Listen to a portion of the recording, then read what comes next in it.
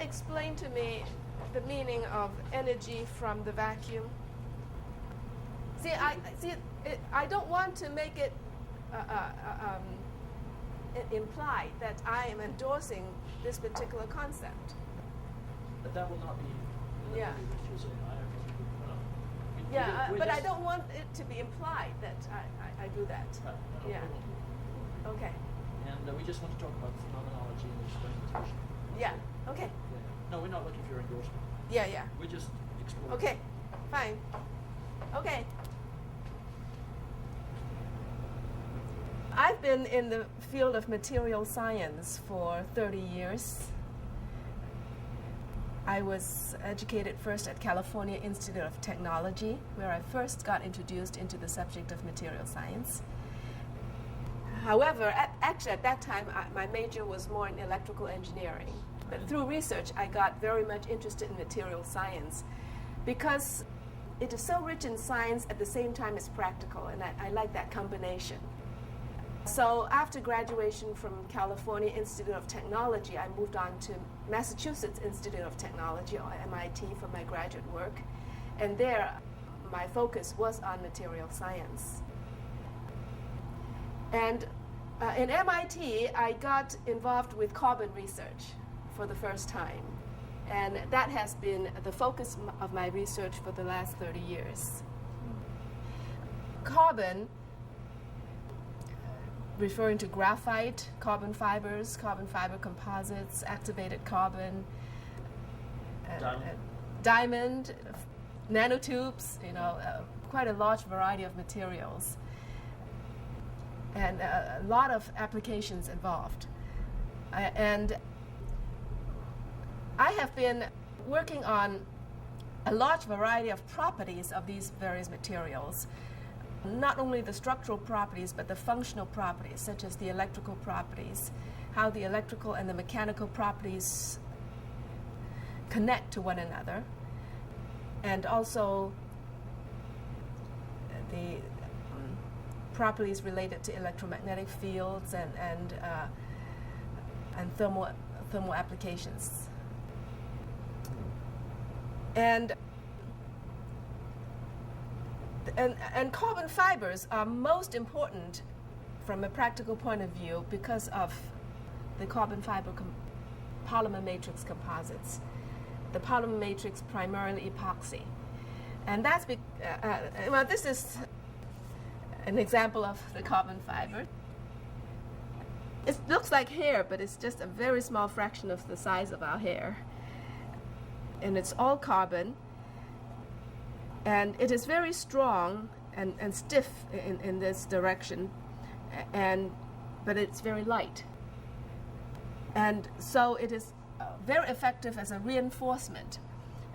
So one can embed these continuous fibers in a certain matrix, such as a polymer matrix, and after curing or letting the polymer solidify, one obtain a stiff composite like this. And this is what's widely used for aircraft structures because of their combination of lightweight, high strength, and high stiffness. And compared to steel, for instance, it is much, much lighter. And so for fuel saving in particular, this is very much used for aircraft, and nowadays they are getting to be used more and more for automobiles as well. And also for tennis rackets and fishing rods. And so the structural side has been the prime application. However, because of my background in electrical side, I have been looking at the electrical behavior of this material, something which is kind of not ordinary because for structural material, people don't usually look at the electrical side. And by looking at the electrical side, I have been able to observe some very interesting phenomena. And in the electrical side, the behavior depends on the direction because, as you can see, the fibers are oriented. Okay, it's directional.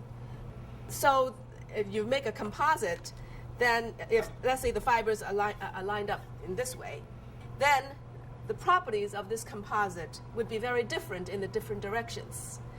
Not only are they different between this direction and that direction, they are also very different in the vertical direction, because a laminate is really a stack of the fiber layers. Each fiber layer consists of thousands of fibers thick along the thickness of that fiber layer. And each fiber layer is called a ply or lamina. And you have all these plies stacked up, and then you consolidate them together under heat and pressure usually. Then one obtain a composite. And this is the vertical direction, what we call through thickness direction. And it is the electrical behavior of this through thickness direction which I have investigated a lot in, and that's the direction which has received very little prior attention, because that's the direction perpendicular to the fiber layers. And I found this direction's electrical behavior to be very interesting. And the reason why this direction is interesting is that the electrical conduction in this direction hinges on the degree of touching between the fibers of one ply and the fibers of the next door ply. Okay? And one can control the extent of that touching by the fabrication condition of this laminate. For instance, by the curing pressure, heat and pressure, I said. Okay? So that pressure, so-called curing pressure, which is the pressure applied during the curing or the making of the composite, can greatly affect the extent of fiber-fiber contact between the fibers of one ply and the fibers of the next door ply. And because of that, the electrical conductivity in the through thickness direction can be much affected by the way this laminate is made. Okay. All right, so I have made a study of the electrical conduction behavior in this direction for different types of such laminate, these different types being different in the curing pressure. Okay? And so these different types are different in the extent of fiber-fiber contact across the layers. And I found different behavior, systematic differences.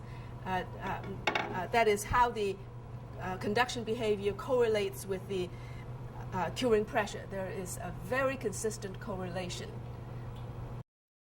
So in order to study the electrical conduction behavior in the through thickness direction of the composite, that is in this direction, we take two plies, okay, and we made the plies so that we lay one on top of the other. So this is the top lamina or top ply. This is the bottom lamina or bottom lamina or bottom ply, 90 degrees, one over the other. Okay, and this is the junction, and we consolidate this junction. That is, make a composite a two-ply composite out of this junction by applying heat and pressure. The pressure being the pressure in this direction perpendicular to the sheet of paper. And now the reason why we want to make it in this configuration is that these fiber groups sticking out act as electrical leads. So in this way we are able to get current passing through this junction and measure the voltage across that junction. You just simply using these as electrical leads. Okay, and there are 4 electrical leads, which turn out to be very useful because we can use 2 of the leads, A and C in this case, for passing current, and use the other 2 leads, namely B and D, for measuring voltage. Okay, the current thus goes along this top layer, along this leg, and then it goes down in the direction perpendicular to the sheet of paper from the top layer to the bottom layer. And then it goes on along this leg of the bottom layer. Okay, so that's the current path. Now the carbon fibers are much, much more conductive than the polymer. In fact, the polymer can be considered to be electrically insulating. Okay, so for this current path, the major resistance is the resistance across the junction. Okay, and then the voltage is measured across B and D, and an ideal voltmeter has no current going through it, and so we can just assume no current going through these two legs, and because of there being no current, then the potential at B is essentially the same as the potential at the top of the junction, and the potential at D is essentially the same as the potential at the bottom of the junction.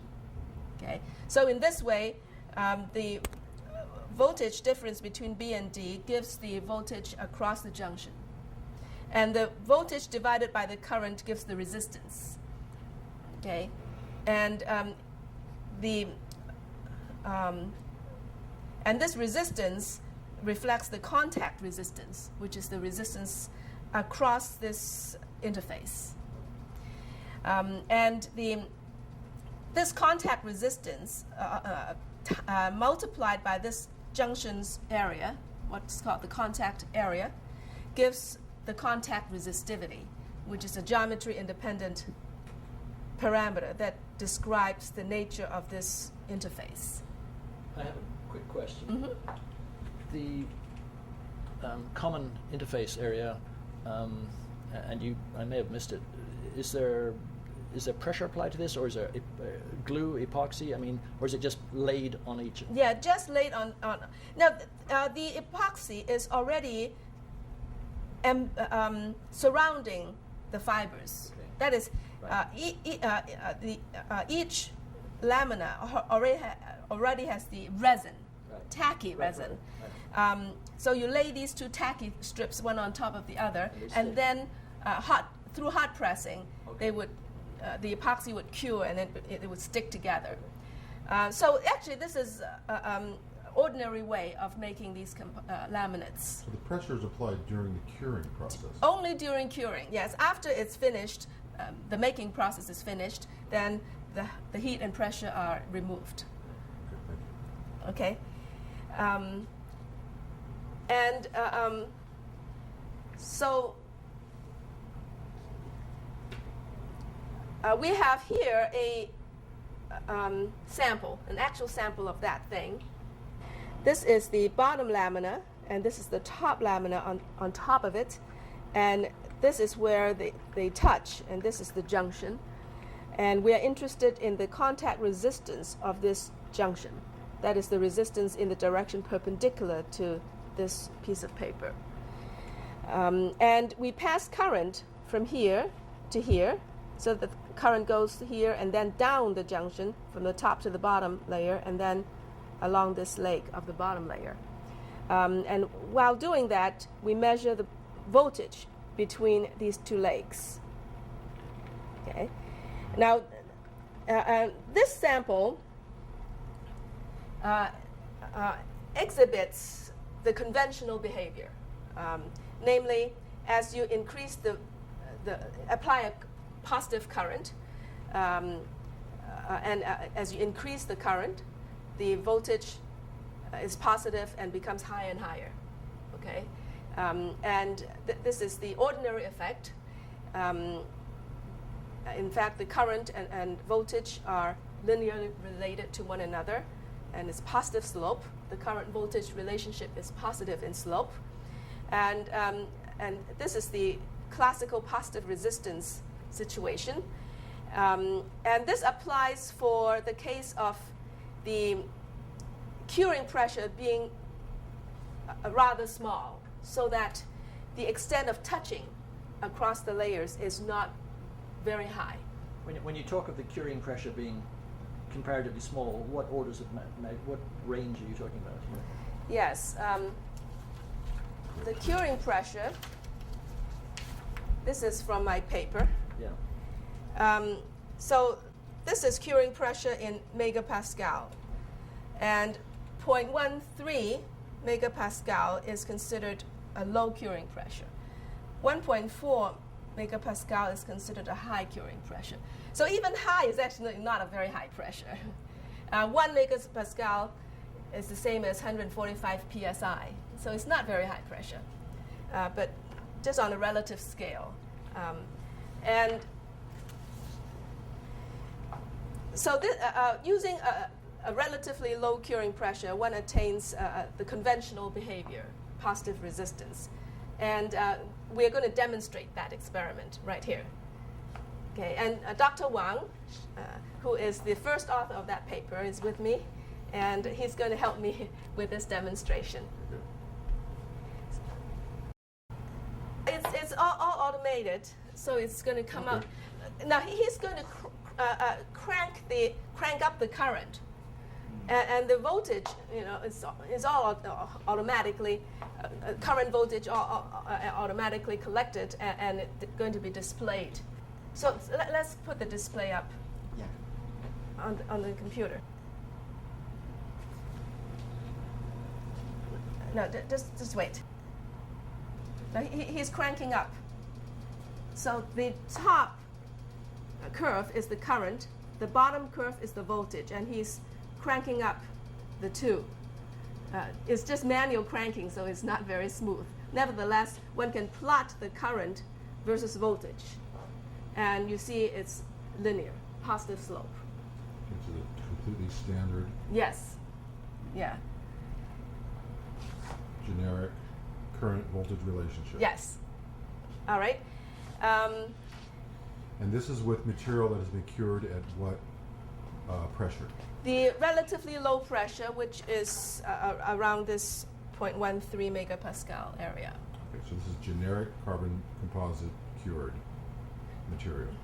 Well, all these are generic, just that I vary the curing pressure. Exactly. Yeah. All right. So now we proceed to the another such sample, but made with a relatively high curing pressure. We're changing samples now. Now, yes, we are changing sample.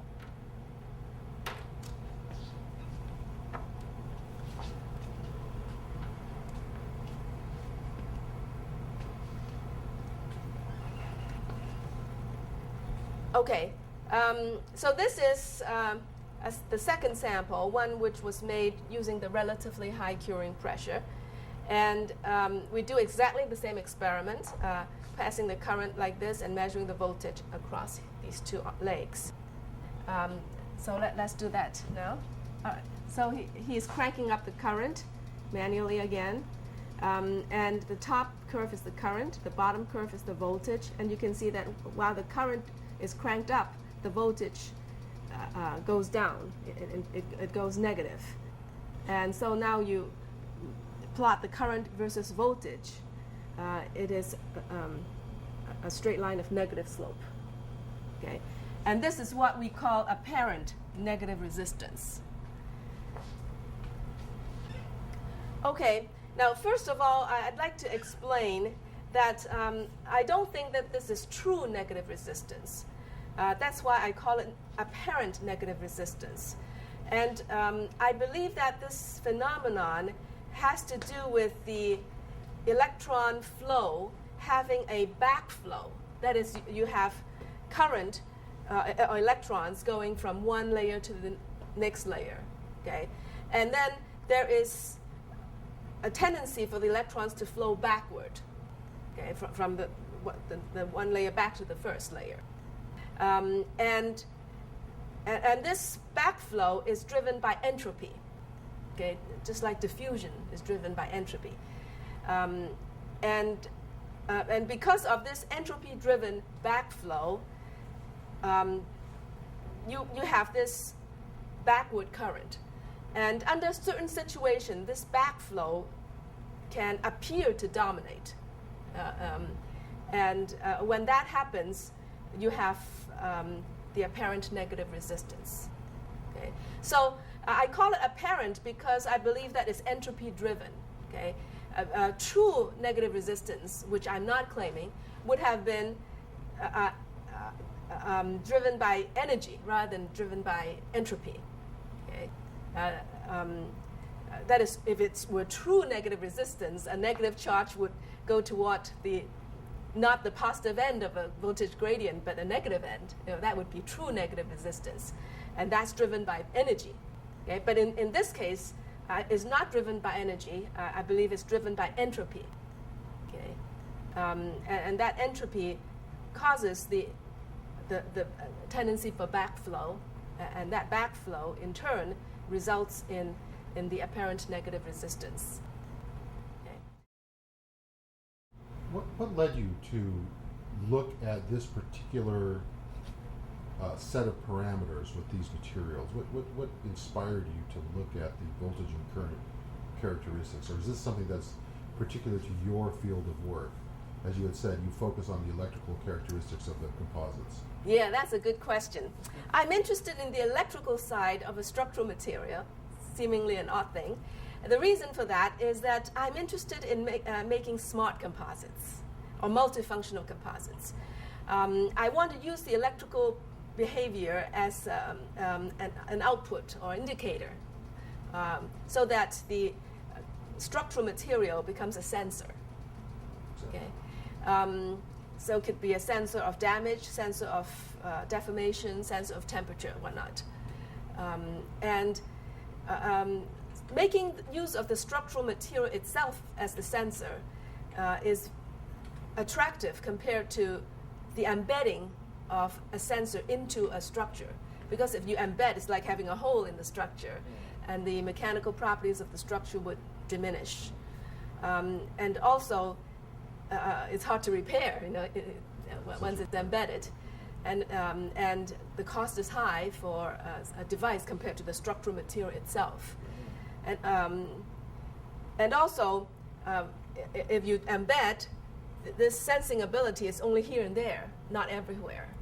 Okay? So that's my motivation: the development of multifunctional structural materials. Okay. There could be some applications in the area of,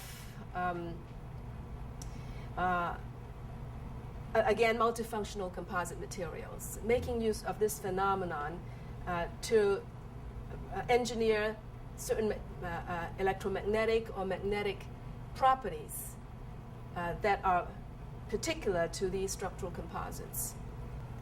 But from a scientific point of view, I think that the most interesting aspect is that one can tailor a material to give very different such conductive behavior.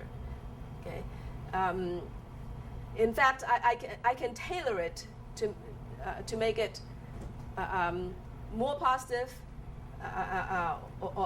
or that is, there's different gradations of positive resistance and apparent negative resistance. We can tailor it to different degrees through the curing pressure, for instance.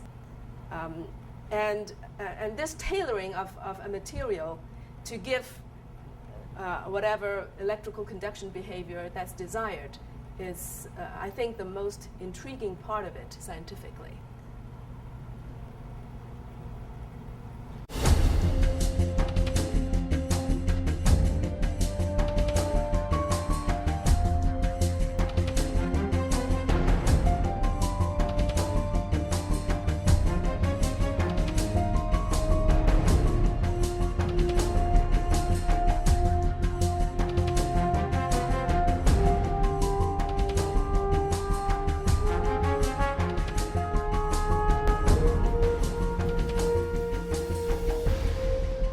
You have patented this. This has been patented, hasn't it? No, this has not been It's not been patented. patented. Might I ask why? Normally one expects everything to be patented. So. Yeah, well, the patenting procedure is something that relates to the university filing patents. It's not just me. Yeah. Okay, and the patenting was not pursued. All right. Mhm. And this is the, you presented these results originally in, I think, 1998, was it, at a symposium in Las Vegas? Yes. Yeah. And this is the process that you were talking about at that point in time? Yes. Yeah. And I guess you're saying essentially this is in the public domain now? Yes. So, okay. So there's no question that I mean, if one wanted to pursue this, say with additional research, you wouldn't have to get the university's permission to use it, or I mean, it's not protected by patent or anything. Right, so right. Anybody can use it for Yeah, anything. that's right. Okay. Yeah. I'm just trying to recall. There was the university at one point in time, I think, was going to license it, weren't they? Or I'm on the wrong track here. Well, the university at one point was considering getting patent protection, Okay. but it was eventually dropped. Okay. Yeah. Do you have any, is there any extended further, is this an isolated phenomenological discovery, or is there something you have ideas about extending this into other applications, other areas of investigation, now that you know that pressure variances affect the apparent negative resistance? Do you have any ideas about taking that another step into other areas or other uses or methods of applying this situation? One can extend this experimentation to composites with matrices other than polymers. And I've done some work with cement as the matrix. And a similar behavior exists there. By the way, when you say cement, you mean glue, as we would commonly. No. Cement like concrete. Oh, really? Real oh, I Yes, see. Okay. yes. Oh, very interesting. Oh, Uh-huh. ah. I think one simplest application is just to use this as an electrical device. An electrical device that exhibits this particular current voltage characteristic. It is what it is. Yes, it is what it is, and just use it as an electrical device. We can tailor it, and so you have a series of electrical devices. Have you had inquiries in that regard? People interested in replicating it for application as an electrical device? Have people inquired to you about that at all?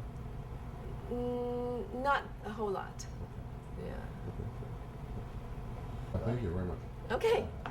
Very well done. Good. Yeah, that's Thank correct. you. That was, Okay. And you look good too. yeah. And you look nice. Oh, thank Yeah, you. great little picture. Thank you. Are you familiar with Chung's work? Yes, the negative resistor that she built is absolutely for real. Now, as far as I can see, somebody's put a clamp on that. Because they filed the patent, and everything like that went fine. But all of a sudden, you notice a great silence, which means somebody is using it for some kind of classified project. That's what it means. In my view, having been there in aerospace and know how they work, the work was being funded, as I understand, probably by agencies that would, in fact, do that.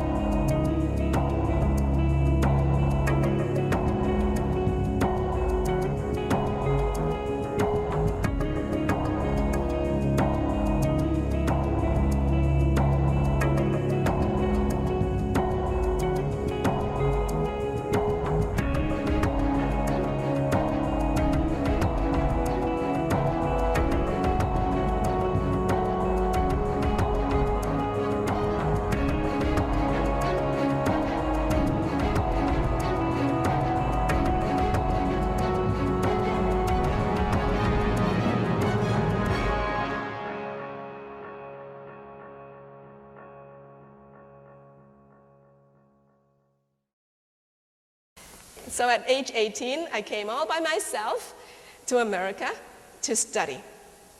And I went to California Institute of Technology, or Caltech. And it just turned out that I was one of the 4 first women graduates of that university.